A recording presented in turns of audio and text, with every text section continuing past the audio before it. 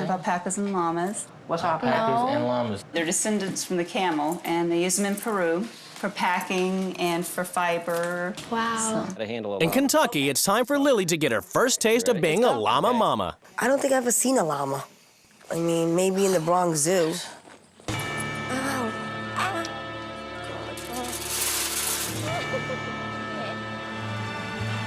Oh, my God. Why is he staring at me like that? Oh, I'm scared.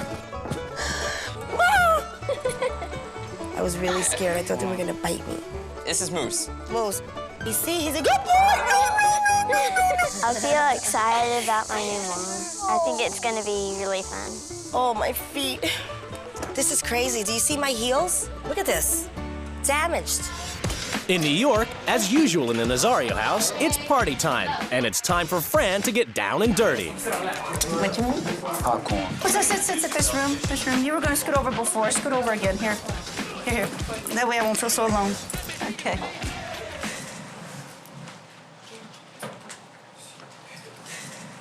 But after a shaky start, MC Fran busts some mad rhymes. Y'all think I'm nothing but a llama mama. No, I'm not, because I'm mama. I got 5 kids, you all don't. See what I am?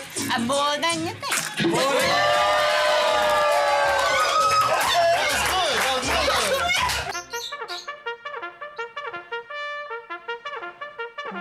Leaving Lily to rise at 5 and water the kids. Why would she do that to them? Waking up wee hours in the morning. She's like a drill sergeant. It's time for work, guys. Come on. Oh, God. Work. Then it's off for a full morning of righteous hard work. She wants to live in the farm. She wants to raise llamas. They have to do it. That's their life. I can't believe your mom does this on her own. Seriously. That's why she has 5 kids. Oh, God. She forces them like they're in the freaking military or something. So just reach under her and get the egg. Yeah, there you go.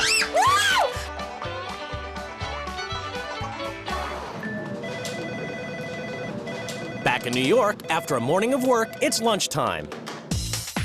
And that means pampering time. Have you ever got a pedicure done before? I have never had anyone touch my feet Oh, for wow. me. This so is going to be amazing for you. I'd never spend my money on this. How much does this cost? $45. $45 for you to do my toes? Yeah. I can see where that would put a strain on David. Her husband worked so hard. A lot of money is spent on her. Thank you very much. It's incredible that a man will sit back and let a woman behave in this way. In Kentucky, there's no pampering for anyone, except obviously the llamas. Do you do anything with, like, your mom girly stuff? Well, she takes them, like, for a haircut and stuff. Would you like to go, like, do your nails or something instead of doing this? Yeah, Yeah, I for hear my you. hair. I'm shocked. I don't even think she's ever been shopping. Really Oh, look at the little waves she has. Lily and I are having a really great time together. The kids look like they want to have fun. You could tell. And Mary looks at me like, oh my God, you seem like you like to have fun, and my mom doesn't really like to have fun. And it just touched me, you know? After her expensive pampering session, Fran's off for a post-work spending spree with Lisa and her friends. Their main motivation is feeling good and looking good and self-satisfaction. So you're getting a new tongue ring? Yeah, what kind of tongue ring should I get? Yeah, I think that it's a shame Lily's encouraging this behavior. She's really pushing this behavior on her daughter. Thank you. This is self-indulgence. I'm out of here. I'm out of here. I'm out of here. I'm out of here. I'm serious. I'm out of here. Nope. Fran has to lead David to the chores and head off for more partying with Lisa and her friends. My mom don't do this. She don't sit down and watch her. She dances. Go on, your turn. And it's okay until girls just start being more promiscuous with their dancing. She looks like she never even been to a party. Like, I'm gonna start calling her, like, old fart friend. She's just, like, whack. Like, she's not even going out there and trying to be like us. The clubbing and the bar hopping, I can't understand what kind of a lifestyle that is for a family. It seems like such a wasteful, vacant void of a lifestyle. And Fran's had enough of partying. She breaks the rules and goes to church to repent her sins.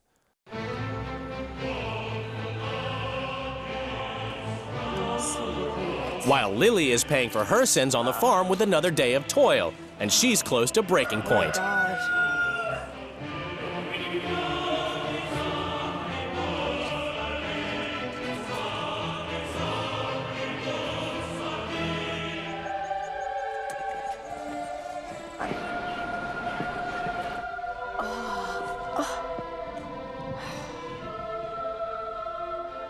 This is just not me. I don't look right. I don't like the way my hair looks. I miss my kids. Princess. Nothing's wrong. Everything's okay. After the disaster of the visit to church, Fran makes a last-ditch attempt to show the family that the path to righteousness can be fun. She takes them to a church youth group.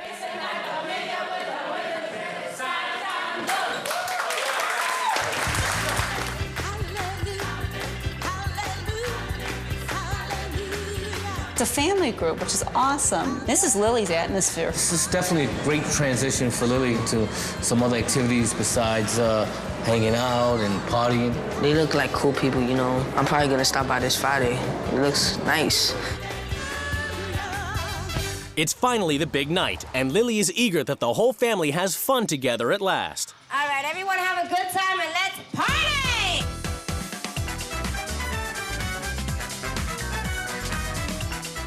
I was very surprised with Austin. I thought Austin was going to be the one that was going to be the party pooper. I really enjoyed the party. When we were preparing for the party, things weren't going too good. Really, I was just complaining and whining, and it really shouldn't have been. Yeah, the party was pretty cool. It had the lights and the mood and stuff. All the music was going. People were dancing. Well, it was definitely nice to spend time with the kids rather than doing all the chores and things like that. Jeff really was focusing on the kids, and I really liked that. And that's what I wanted him to do, and I think I accomplished it. After the disaster of the visit to church, Fran makes a last-ditch attempt to show the family that the path to righteousness can be fun. She takes them to a church youth group.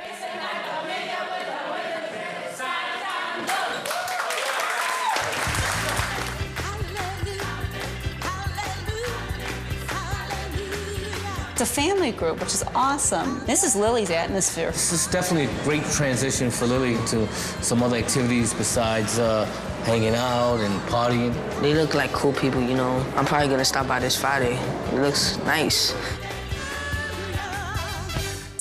Before the wives meet their new families, they have a chance to explore their new homes. Very, very white. Oh my God! This is so weird! I'm assuming people don't sit on these very often. I can't even sit on this couch. This is disgusting. We have a dishwasher, which I think we probably won't be using. They're into something. They're into something. They're into witchcraft. This TV costs more than anything I've ever driven. The floor is orange. Where's the dishwasher? There's more money spent on this rack of shoes than in all the furniture in my house. This room is stinky, but the whole house is stinky. Toilet seats up, very bad feng shui. Did I expect anything different than it being filthy? Oh, God! Someone went to the bathroom and did not flush it. This house is starting to depress me. I would never subject my children to anything like this. Hi. How are you? I'm Ash. I'm Susan. How Good to are meet you, you? Susan. When I saw him and his son walk through the door, I thought I was just gonna faint. He looked like an absolute beggar pauper. I'm Eddie. I'm Sienna. Nice to meet you. I've never been with a woman that has a hairdo like that or didn't shave under their arms. Chills will run up and down my spine. You have children? I have 3 teenagers, 19, 15, and 14. Are the teens a handful? They are. Because I'm just becoming one. My first impression of Susan was gonna turn my life upside down, this one. What you would earn in a week is what we would live on for a year. I feel sorry for you. I'm afraid this family is just gonna expect me to run circles around them like their mom does. If you can get 3 eggs, I'll grab the milk. At the Kestrel home, Susan's getting her first ever taste of sharing the household duties. Does your husband ever help you cook? No. No? No. Oh, that was quite the reaction. No, I'm laughing because... We love cooking together so much. Moi does all the cooking, all the preparation, and guess who cleans up? You? Moi. Do the kids ever help with cooking? No, the kids don't like to cook. The thing I admire the most about this family, they're very appreciative of one another. I'll give them that little credit. It's up to Sienna to take the kids to school. I'm so embarrassed to be seen with her. I'm embarrassed people know she's like even living in my house. You have to get into the right lane. She is totally different from my mom. That's a really depressing institution. Seems like she's very emotional. My mom's more easygoing. Welcome to the gulag, kids. At the Kestrels, there's no school run to do, as Ian's homeschooled. I guess Ian is still in bed. Since I've been here, I haven't seen that child have 1 ounce of structure. And today is a Monday, which is a school day for most children. Hello. Good morning, Ian. What's that you got on? Skirt. Is that something that you usually wear? I'm just curious. Yeah. I'm just asking you. I prefer a nice, healthy breeze around my privates.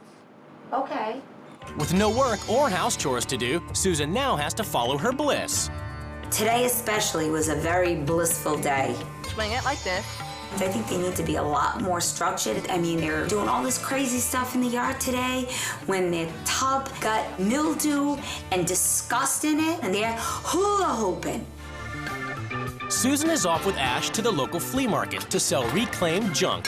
Ash, where do you get all this stuff from to sell? The trash can. Do you rely on this for income? Part of our income, yeah. Don't you think it would be easier just to drive to a location where you have a permanent job and make X amount of dollars all in 1 week? I see no need to stand here for 6 to 8 hours to be selling junk that someone else didn't want. It's just a waste of time. We do this not because we need to, but because the world needs us to. Sienna now has to cook a full-course meal with no help from anyone. I have no idea how to work this oven. When's dinner gonna be ready? About an hour. How much you want? Well, we're supposed to eat at 5:30, but it's close to 7.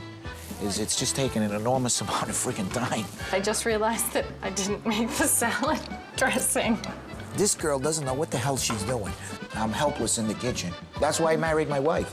Do you think that she wishes you were any more helpful? Yeah. Seeing this much work put in, it's just too much for one person to be expected to handle. The kids and Ed party on into the night, and their behavior is upsetting Sienna.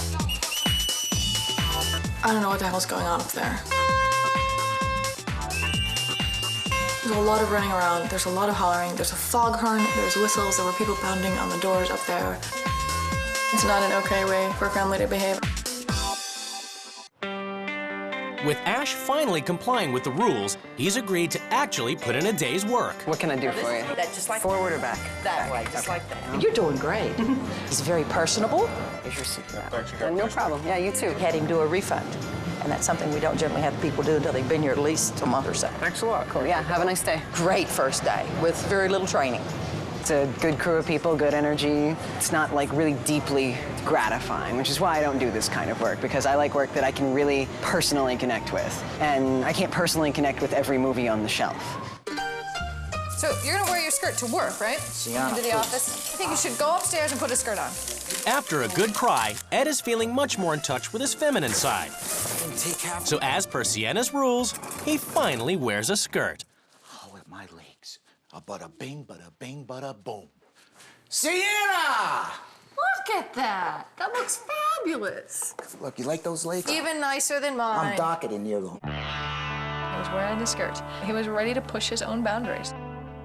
So I asked him again, do you want to do yoga with me? And he just jumped right in and pushed his boundaries again. Oh, I just got a cramp. Oh, Rose. Hey, Eddie. Rose. Coochie, coochie, coochie. I feel comfortable, loose. Rose, it feels a little funny without underwear on, but I think I can live with it. I want to learn what it means to wear a skirt. I'm curious, well, what does your husband do? He just works in the community helping people. Community? What kind of community? I struggle with the decision of whether I should right off the bat, tell them I'm a pastor's wife. I find when I run into anybody out there, their tendency is to judge as soon as you give someone a title. Basically, helping people. That's what we do. Oh, okay, okay. What's your husband do for a living? My husband runs an internet radio show. It's an atheist show. We are non-believers. No. I can't argue somebody into believing in God. But if she really wants to know the truth, I believe God's brought her to the right place. And that's the most recent picture of us. Pastor Jeff? Yep, my husband's a pastor.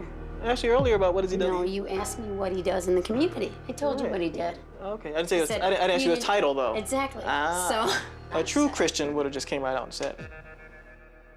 Pardon me? Well, he's obviously never really experienced any relationship with the Lord, so he's got nothing to compare it to.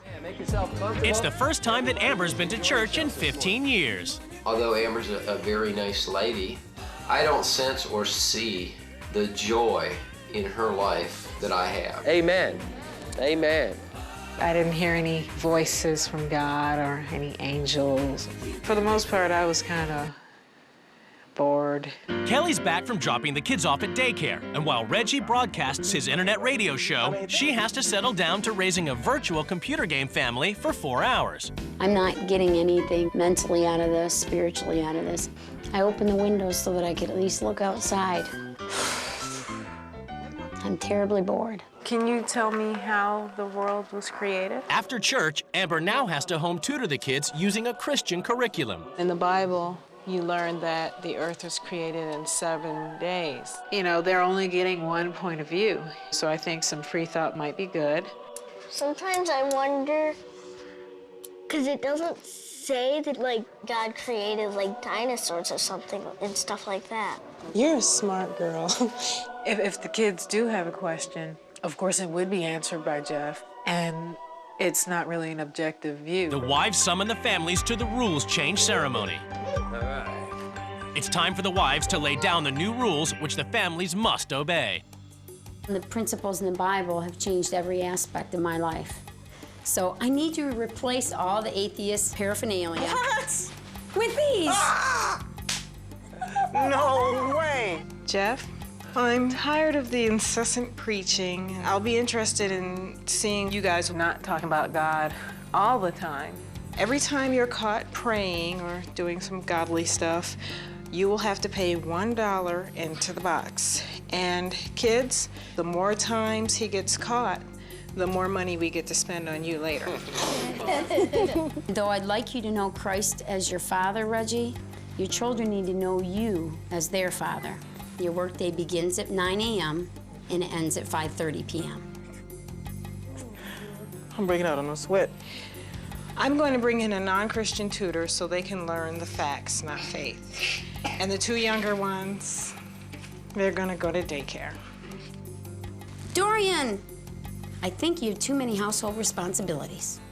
So from now on, you're no longer going to be doing dishes or cleaning the kitchen. Because your dad's gonna start doing that tomorrow. Laugh it up. Jeff, there's a child in this house that doesn't know what it's like to be a little girl. I'm going to take Taylor to have some real girl time, and we can have some fun doing hair, makeup, and nails. That way you can see that there's a beautiful girl hidden within. Reggie, I want to see the children playing outdoors more, especially Dorian. This needs to be a home where children run and play and can make lots of noise, and you're going to have a hand in making this happen. Jeff, my family has experienced firsthand the discrimination that atheists face. I want you to walk a mile in my shoes. So I brought you this t-shirt, and you will be wearing it every day as you go about your business. I bought you a special baseball cap. Give me the hat. There we go. Looks good That on me? looks really good on you, Reggie. I will be taking over your radio show. However, it will be called Bible Gal. No freaking way.